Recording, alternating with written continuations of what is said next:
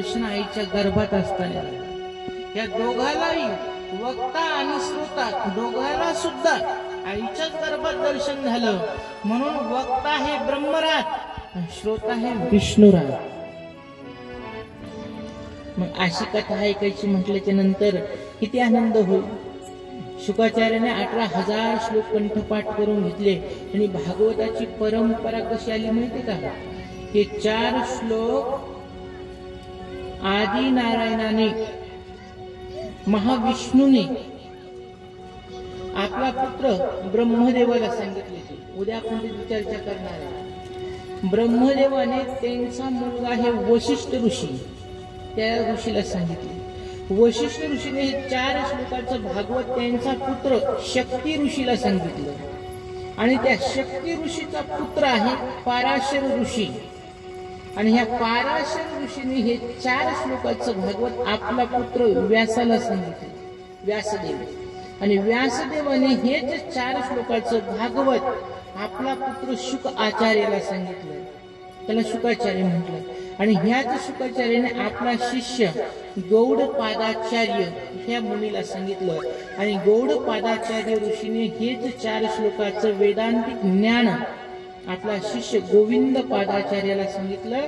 आणि गोविंद पादाचार्याने हे 4 श्लोकाचं आपला शिष्य शंकरम शंकराचार्य केशवम बादरायणम सूत्रभाष्यकृतो वंदे भगवंतः पुनः पुनः. शंकराचार्याला ह्याच 4 श्लोकाचा उपदेश केला. आणि भागवताची परंपरा शंकराचार्यापर्यंत आलेली आहे. आणि भगवान शंकराचार्याने 4 शिष्य तयार केले. 4 शिष्याला हे ज्ञान दिलं. आणि 4 भारताच्या 4 कोपऱ्याला 4 आश्रम स्थापन केले. त्रोटकाचार्य, पद्मपादाचार्य, हस्तमलकाचार्य असे 4 शिष्य तयार केले. सुरेश्वराचार्य हे 4 शिष्य तयार केले. आणि 4ही दिशेला वेदांतिक आश्रम उभे केले. ही भारतीय संस्कृतीची धरा आहे. मठ मस्जिद, मठ मंदिर हे असल्या अस्मिता आहे भारत देशाची. ही ती परंपरा आली. ह्याच परंपरेला माऊलींनी सुद्धा मांडलेले बरं का. माऊली शेवटला ज्ञानेश्वरी मध्ये म्हटले, व्यासांचा मागोवा घेत भाष्यकाराशी वाट पुसत मी ही ज्ञानेश्वरी लिहिलेली नाही. मी काही माझ्या मनाने ही ज्ञानेश्वरी लिहिलेली नाही. व्यासांचा विचार केला आणि भाष्यकाराला याचा वाट विचारली तशी ज्ञानेश्वरी मी लिहिलेली. आपल्या वारकरी संप्रदायाने ह्या भागवत ग्रंथाला आपला प्राण मानलेला आहे. असं भागवत लिहिलं.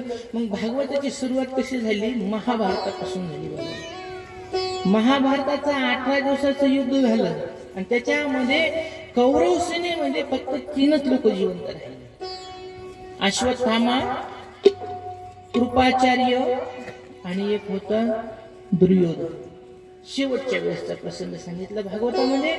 आणि या शेवटच्या प्रसंगाला घेऊन भागवत सुरुवात केलेली आहे. मग ह्या 18 दिवसाच्या युद्धामध्ये कौरवाचे 100 भाऊ मेले दुर्योधनाचे. आणि शेवटला तो सुद्धा स्वतःचा शेवटचा श्वास मोजायला लागला. गदा युद्धामध्ये धनाशायी पडलेलं होतं. 5 पांडवातलं एक पण मेला नाही. का मेला नाही? हे 5 पांडव भगवंताला शरण गेले.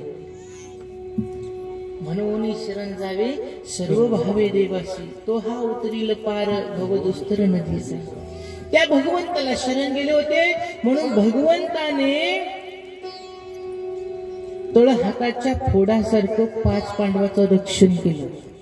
18 अक्षोहिणी सेनेमध्ये 5 पांडवाच्या केसाला सुद्धा धक्का लागून दिला नाही. कोणाच्या? पांडवाच्या. इतकं पांडवाचं रक्षण केलं भगवंताने. 5 पांडव सुरक्षित होते. 5 पांडवांचा 18व्या दिवशी भगवंतांनी मोठं कौतुक केलं.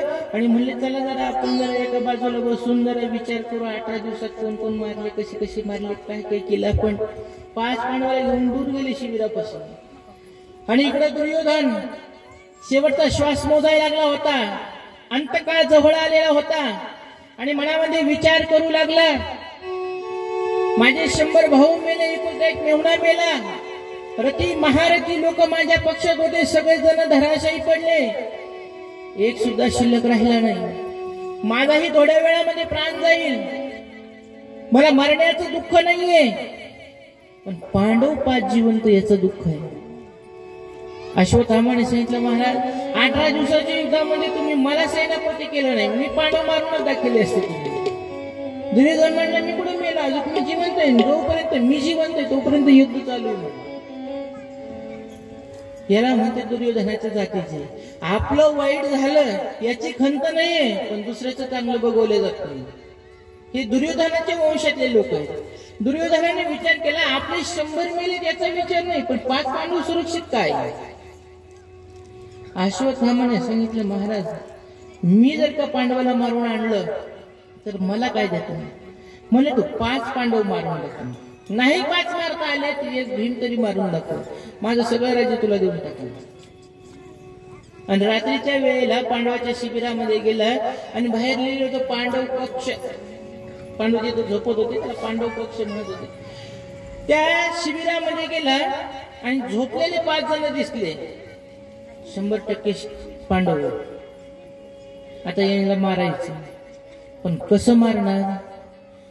18 दिवसाच्या युद्धामध्ये यांचा केस कोणी वाकडं करू शकलं नाही. रती महारथी लोक होते ते याला मारू शकले नाही. आणि आपण एकट्याने 5 जागा करून जर का मारायचा प्रयत्न केला तर कसे मरतील. मी एक काम करू का, झोपलेले ना झोपीतच मारतो. पांडव मरतील, मला राज्य भेटेल, दुर्योधन खुश होणार. आणि झोपेत असणाऱ्या पांडवाला मारलं त्यांनी. आणि ग्वाहीस देण्यासाठी, प्रूफ देण्यासाठी मुंडके 5 घेतले आणि दुर्योधनाकडे आला. महाराज की जय हो, महाराज की जय हो, महाराज की जय हो. दुर्योधन म्हणलं, काय झालं. म्हणले, महाराज विजयश्री प्राप्त झाली तुम्हाला. ज्या पांडवाला 18 दिवसात कोणी मारू शकलं नाही त्या पांडवाला मी जिवंत मारले. दुर्योधन म्हणलं, पांडव मारणं म्हणजे काही गाजर मुळा कापणं नाही बाबा. 18 दिवसाच्या युद्धामध्ये त्याला कोणी धक्का लावू शकलं नाही आणि तू म्हणतो तुम्ही मारलं, तुझ्याकडे काय प्रूफ आहे. मुंडके आणले आणि बघा हे प्रूफ. चंद्राच्या उजेडामध्ये पुढे सरकला दुर्योधन आणि त्याने ते मुंडके बघितले. जसे ते मुंडके बघितले ना, मोठीने रडायला सुरुवात केली. कोणी, दुर्योधनाने. कपाळावर हाणून घेऊ लागला, अश्वत्थामा तू हे काय केलंस. मी तुला पांडव मारायचे सांगितले होते, तो म्हणला मारले ना. मग हे पांडव नाहीये, पांडवांची 5 मुलं आहेत. कोण आहेत. पांडवाची 5 मुलं आहेत. द्रुपदे याश्च सर्व एव महारथाः. हे द्रौपदीचे 5 मुलं आहेत, पांडव नाहीत म्हणले. ज्या अर्थी तू ह्या मुलाला पांडव समजून मारलंस ना, त्या अर्थी पांडव जिवंत आहे. ज्या अर्थी ते जिवंत आहे ते तुला सोडणार नाही. आणि तू ह्या मुलाला मारून आमचा वंश नष्ट केला. पांडव आणि मी आम्ही सख्खे चुलत भाऊ आहेत. सख्खे चुलत भाऊ. पांडव मेल्यावर हेच त्यांचे तर्पण करणार होते आणि मी मेल्यावर सुद्धा हेच मला पाणी पाजवणार आहे. तो आमच्या वंशात कोणाला ठेवलंच नाही, आता मला कोण पाणी पाजवणार. आणि हा विचार करून दुर्योधनाने प्राण सोडला. दुर्योधनाने प्राण सोडला आणि अश्वत्थामाला कळालं हे पांडवाची मुलं आहेत, मी गलतीनं याला मारलं, पांडव काही मला सोडणार नाही. त्याने ती जागा सोडली, जंगलामध्ये पळून गेला. कोण. अश्वत्थामा. पण इकडं काय झालं, द्रौपदीला असं वाटलं आपले मुलं झोपेत अंगावर वस्त्र टाकण्यासाठी शिबिरामध्ये प्रवेश केला, रक्ताच्या धारुळ्यात पॉईंट पडला आणि दिवा लावून बघितला तर धडाला डोके नव्हते. ते 5 धड एकत्र केलेत, बाहेर आणलेत आणि त्या धडावर पडून द्रौपदी रडू लागली. कोण. द्रौपदी. माझ्या मुलाने असं काय पाप केलं की त्यांना झोपेमध्ये कोणीतरी शत्रू येऊन मारून गेला. कोण असेल तो, त्याने माझ्या समोर यावं, मी स्वतः त्याला दंड देईन. माझे 5 मुलं एका टायमाला त्याने मारलेले. कोण आतताई आहे तो. जेव्हा ती रडू लागली ना तर त्या रडण्याचा आवाज कृष्णाच्या कानावर गेला. अर्जुनाने ऐकला. अर्जुन म्हणला, देवा काहीतरी गडबड झाली, बायकांच्या रडण्याचा आवाज यायला लागला. अर्जुन, 5 पांडव, कृष्ण परमात्मा सगळेजण शिबिरामध्ये आले. बघतात